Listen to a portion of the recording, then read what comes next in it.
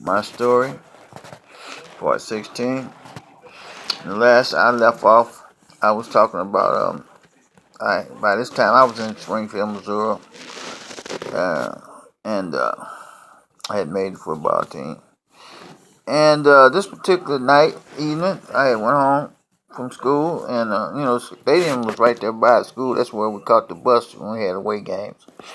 And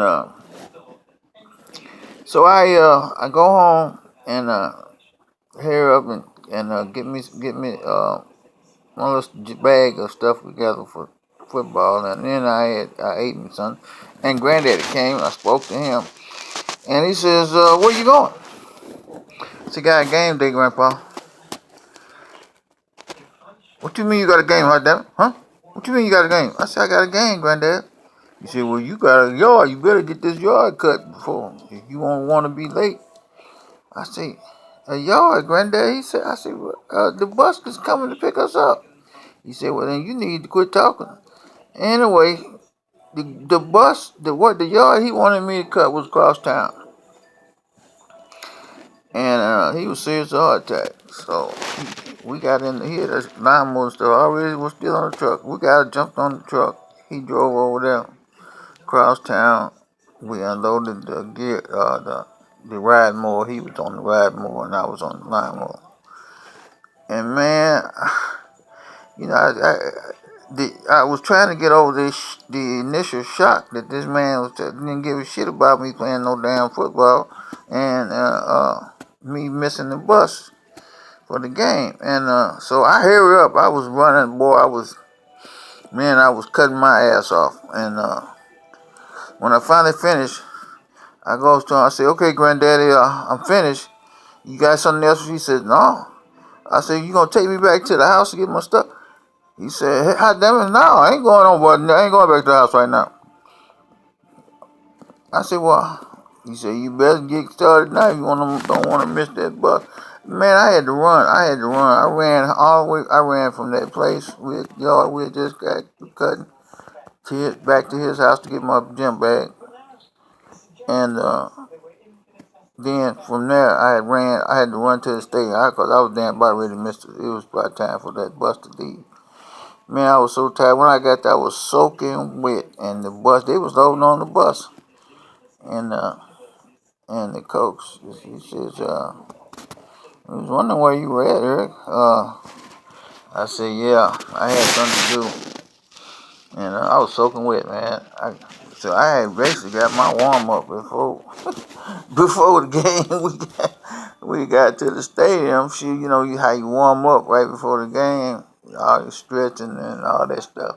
Man, I was so soaking wet, and I'm trying to remember. I don't think he even came to my football. I think he maybe one football game that Granddaddy came to. I do remember Granddaddy came. I told Granddaddy about a basketball game I was playing in, and I told him because he just didn't come. He didn't give a shit about that.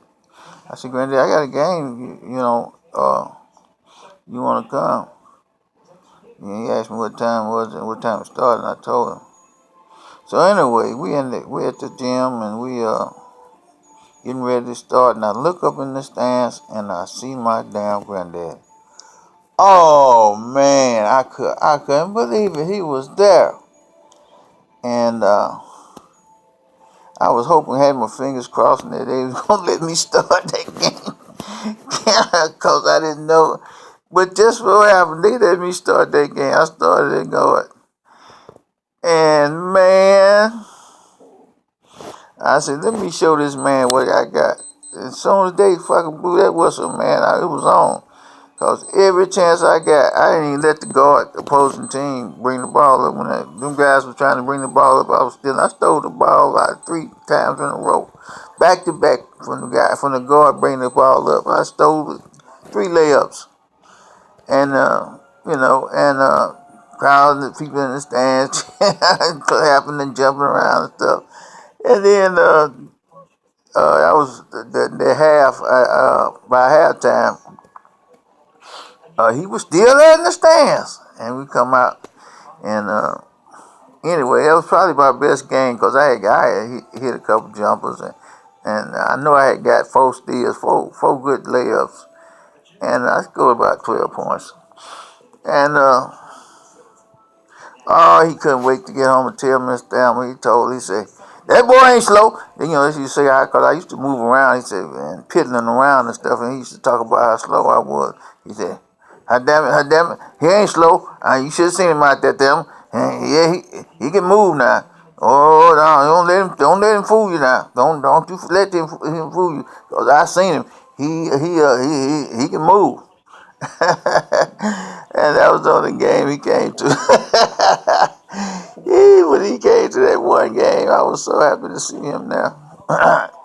They tell me he came to a football game. If he did, I don't know nothing about it. But that was